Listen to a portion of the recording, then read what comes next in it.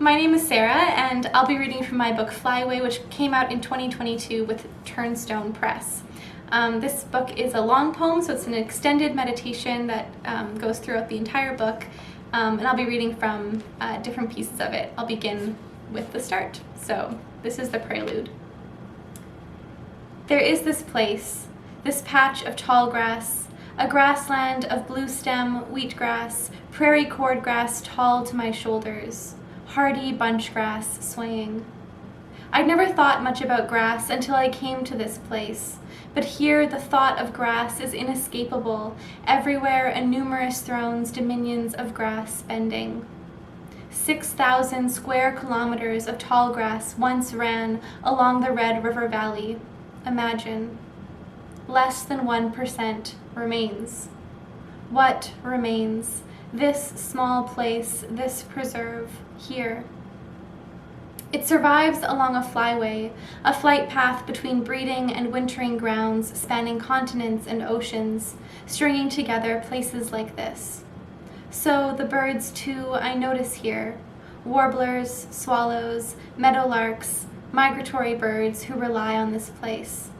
My gaze tumbles from sky to shrub, poorly tracking flutters and specks and song.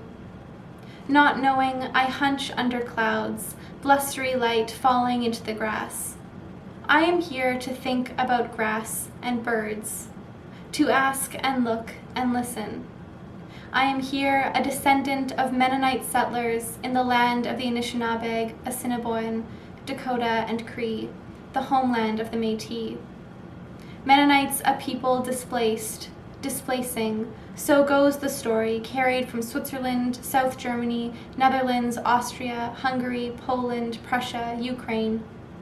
Some stories follow you your whole life and spill out in front of you, flight paths well worn. Here we stayed, the Mennonites, converting tall grass to farmland and claiming it as home. Many voices burble under rising threat, overwhelming peril. They hum in the grass. And here I am, listening. And here I am with this story. Tallgrass Psalmody, Part 1. What brings you to nest? Not wings, though the body's branches quiver. Some squall, some sense of service or sentry stirred you from city, so lift your head, look. And what do you bring to the nest? All knotted sorrow. How sorry you are, wishing to make peace in this breeding place, make stone and sedge from struggle. Do you know struggle? Watch here how earth spreads out like sea, cold wetland heaving. This ground bends sudden under sky. Follow suit. I will try to tell the truth to the blood feather tangled in the reeds. I don't know what I thought would happen when I came to this last stand of tall grass, holding field guides, family archives, and prayer stones in my hands. Am I close? Am I warm? I am sitting here in dirt. Have you heard the flight songs? Sandpipers shapeshift, spill from sky. They shimmer, swarm, wade in the wind, trill names for home. Ask about the huge, the hollow, the wild open mouth of land, now here, now hungry, now hush. The broken feather means something, I think.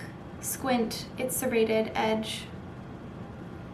Will you get on your knees? Your shame, lodged like a stone, sinks you, so suck up breath and laugh. For a lark, try to feel how rain sweeps over earth in waves. Swiftly now, falter to basin, slip slide, thunder spooked. Creep to belly broad with bog. Swat air, bug thick, cover your eyes, your ears. They'll find dusk's ripe blood, tick and fly, they'll eat you through. Wonder what swoops in shadow, what feasts. Flycatchers, swallows, grassland and boreal birds beak full. They scoop the droning horde, clean out the air, polychlorinated biphenyls, polycyclic aromatic hydrocarbons, neonicotinoids. Poisoned arrows meet their marks. Scratch, shuck your skin where it swells. Outflung under sky, I read diaries, letters. strange and plaintive poems. So part of this long poem takes place in the present day in what's left of the tallgrass prairie in Treaty 1 territory. The other part tells the story of my Oma's displacement from her Ukraine Mennonite village during World War II and her eventual arrival to Manitoba. So I'm going to go to that section now. Kronstal, Soviet Ukraine. The first Lydia came loud and red, fists and feet. Mother hurt my wrist squeezing, her skirt hitched to hips, until the midwife caught the slipping baby, pronounced her girl, sister, everything I'd been hoping. Then Lydia's body filled with lead. The eldest at 6, my job became strapping her to a narrow wooden board, careful to mind her lolling. I practiced Russian or sang her the old songs while Hans, only 4, grubbed her hair, her bright, wet mouth.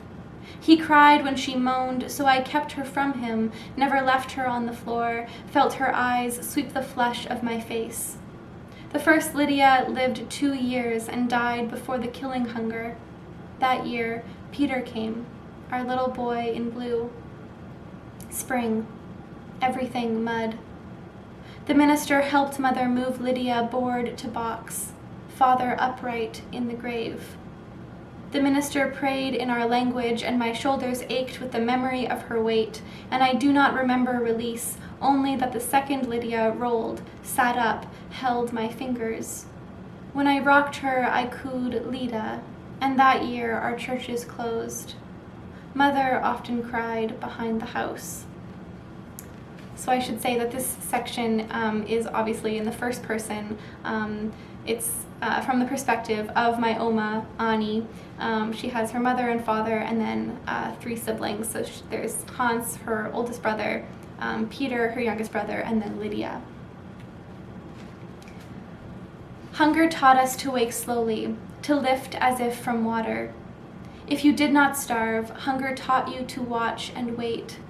If you did not starve, the stone of your stomach turned traitor.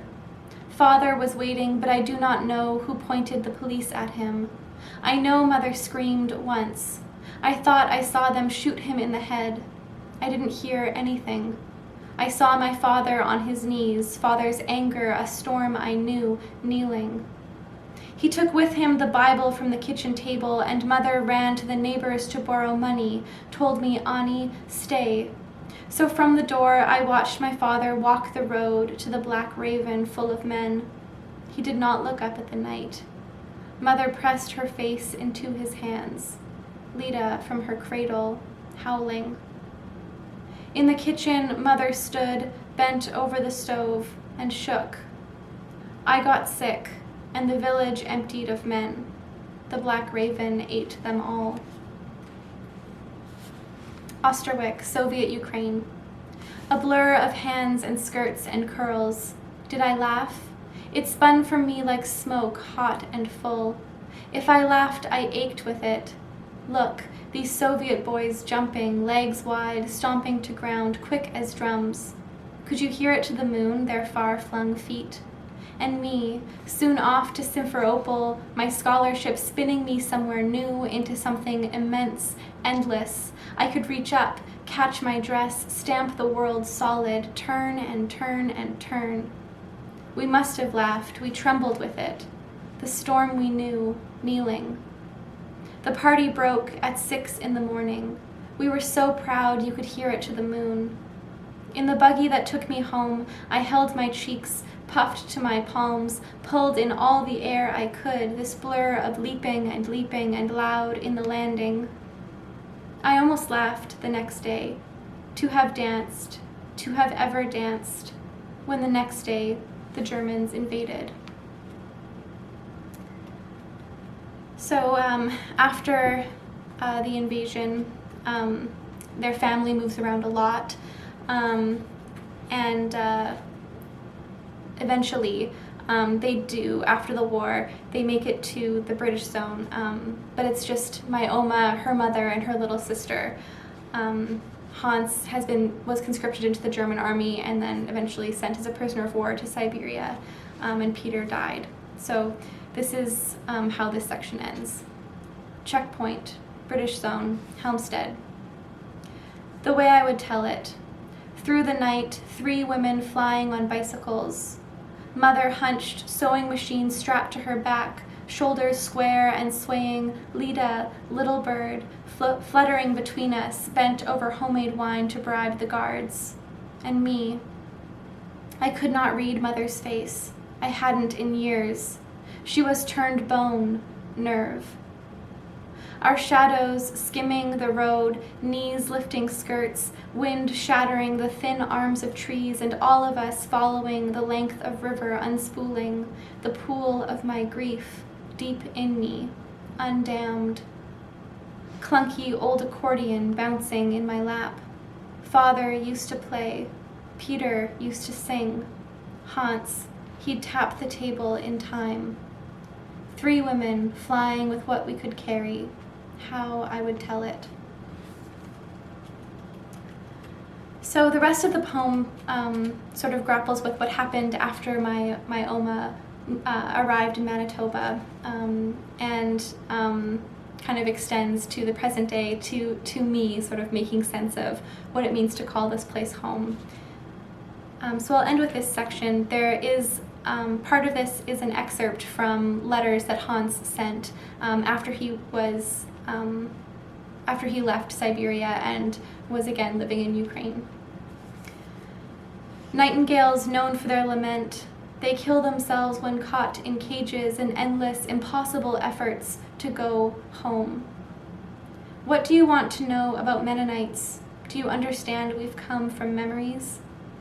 Probe the prairie as a piper, picking soil, scraping nests in dense grass, rattling song over fields, or come to this riverbank warbling, answering something.